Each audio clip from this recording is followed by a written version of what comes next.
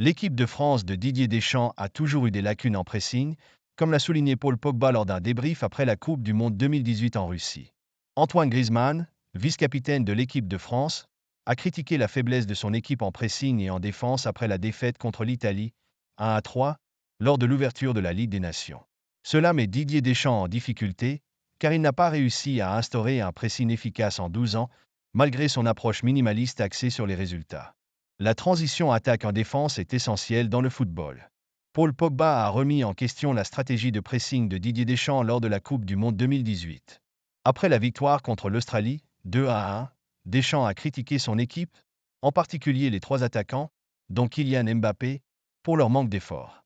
Cette réunion est présentée dans un documentaire de TF1 sur le parcours des Bleus jusqu'à leur victoire contre la Croatie, 4-2. Deschamps a mal réagi à une remarque de Pogba. Pogba a exprimé des doutes sur la pression à exercer lors de la première mi-temps, soulignant un manque de clarté tactique.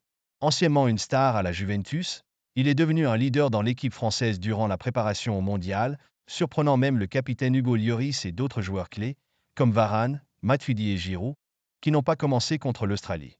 Suite à l'intervention de Pogba, Deschamps a reconnu un manque de travail sur certaines phases de jeu.